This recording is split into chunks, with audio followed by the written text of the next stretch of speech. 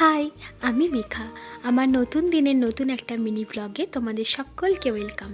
সেদিন আমরা কয়েকজন বান্ধবী মিলে গেছিলাম কলকাতার ইকো পার্ক। আমরা যখন গিয়ে পৌঁছালাম তখন প্রায় 11:30-12টা বেজে গেছে।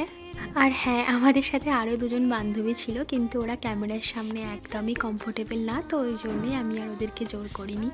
আমি এর আগে বেশ কয়েকবার ইকো পার্ক গেছি, সেই কারণেই এইবারে আর ওই সেভেন ওয়ান্ডার্সের দিকে যাইনি, যেহেতু আমাদের বাড়িও ফেরার ছিল, তাই অনেকটা টাইম ওখানে নষ্ট হয়ে যেত। আর এই শীতের মরশুমে যাওয়ার কিন্তু মজাই আলাদা, তাই না? আমি এত লোক কখনো একসাথে ইকো পার্কে দেখিনি, কারণ এই টাইমে আমার এই ইকো পার্কে প্রথমবার যাওয়া। আর আমাদের ইকো পার্ক যাওয়ার আর একটা উদ্দেশ্য ছিল এই রেস্টুরেন্টটা। আমি তো যাওয়ার আগে ভেবেইছিলাম যে এইবার গিয়ে অ্যাটলিস্ট এখানে আমি খাওয়া দাওয়া করব। অনেক দিন ধরেই জানতাম এই রেস্টুরেন্টের কথা, কিন্তু সত্যি কথা বলতে আমার আগে কখনোই যাওয়া হয়নি। ওখানকার পরিবেশ এত সুন্দর, ম্যানেজমেন্ট এত ভালো, সেসব নিয়ে তো আমার কিছু বলাই নেই। তোমরা যারা যারা যাওনি প্লিজ যেও, তোমাদের সকলেই খুব ভালো লাগবে।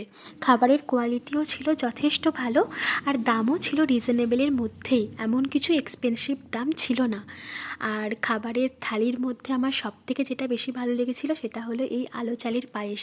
বাড়িতেও হয়, কিন্তু এই পায়েসের টেস্টটা একদমই অন্যরকম।